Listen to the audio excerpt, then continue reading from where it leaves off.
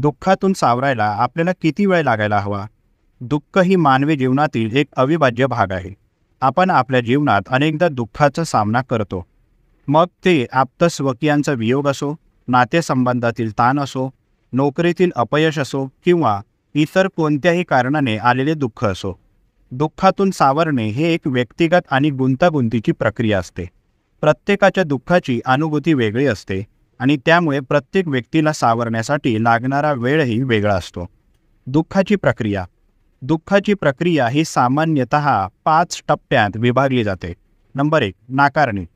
या टप्प्यात व्यक्तीला झालेला आघात स्वीकारणे कठीण असते. ती व्यक्ती वास्तवातून पळ काढण्याचा प्रयत्न करते. नंबर 2, राग. या टप्प्यात व्यक्तीला राग येतो. ती व्यक्ती देव, स्वतःला किंवा इतरांना दोष देण्याचा प्रयत्न करते. नंबर 3, मोलतोल. या टप्प्यात व्यक्ती वेगवेगळ्या पद्धतीने आपले दुःख कमी करण्याचा प्रयत्न करते. ती व्यक्ती विविध विचार आणि शक्यता यावर विचार करते. नंबर 4, उदासीनता. या टप्प्यात व्यक्तीला दुःखाची जाणीव होते आणि ती उदास होऊ शकते.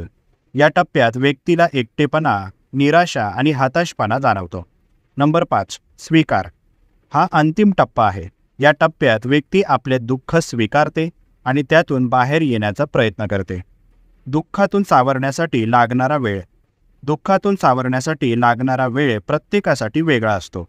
काही लोक काही आठवड्यात किंवा महिन्यात सावरतात, तर काहींना वर्षे लागू शकतात. सावरण्याच्या प्रक्रियेत विविध घटक महत्त्वाची भूमिका बजावतात. नंबर 1, दुःखाची तीव्रता. दुःख किती तीव्र आहे त्यावर सावरण्याचा वेळ अवलंबून असतो. जितके दुःख तीव्र तितका सावरण्यासाठी लागणारा वेळ जास्त असतो. नंबर 2, संबंधातील निकटता. व्यक्तीचा आणि दुःख देणाऱ्या घटनेचा संबंध किती निकट आहे यावर सावरण्याचा वेळ अवलंबून असतो. नंबर 3, व्यक्तीची मानसिकता. व्यक्तीची मानसिक अवस्था, तिचे मानसिक बल आणि ताणतणाव हाताळण्याची क्षमता यावरही सावरण्याचा वेळ अवलंबून असतो. नंबर 4, समर्थन प्रणाली. व्यक्तीला मिळणारे सामाजिक, कौटुंबिक आणि वैयक्तिक समर्थन सावरण्याच्या प्रक्रियेत महत्त्वाची भूमिका बजावते. सावरण्याच्या प्रक्रियेत मदत. दुःखातून सावरण्याच्या प्रक्रियेत काही गोष्टी मदत करू शकतात. नंबर 1, भावनांची अभिव्यक्ती.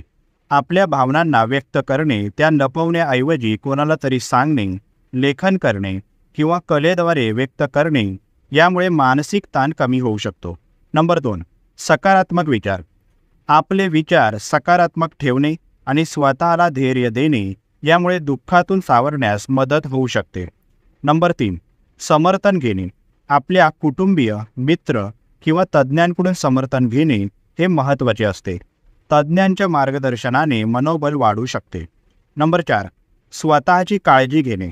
नियमित व्यायाम, योग्य आहार, पुरेशी झोप आणि ध्यानधारणा हे सावरण्याच्या प्रक्रियेत मदत करू शकतात. दुःखातून सावरणे ही एक वैयक्तिक आणि समजून घेण्याची प्रक्रिया आहे.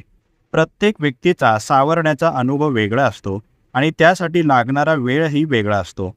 महत्त्वाचे म्हणजे आपल्या भावनांचा आदर करणे, योग्य समर्थन घेणे आणि स्वतःची काळजी घेणे. दुःखातून सावरण्यासाठी आपल्याला आवश्यक असलेला वेळ देणे आणि त्या प्रक्रियेत धैर्य राखणे हेच खरे सावरण्याचे लक्षण आहे. प्रस्तुत मानसशास्त्रीय लेख तुम्हाला कसा वाटला जरूर कळवा. तुमच्या प्रतिक्रिया आमच्यासाठी महत्त्वाच्या आहेत. तसेच हा उपयोगी व्हिडिओ उपयोगी लोकांना जास्तीत जास्त शेअर करा. मानसशास्त्र संबंधित अशाच नवनवीन माहितीसाठी आम्हाला नक्की फॉलो करा आणि आपल्या अधिकृत व्हॉट्सॲप चॅनलमध्ये सामील व्हा.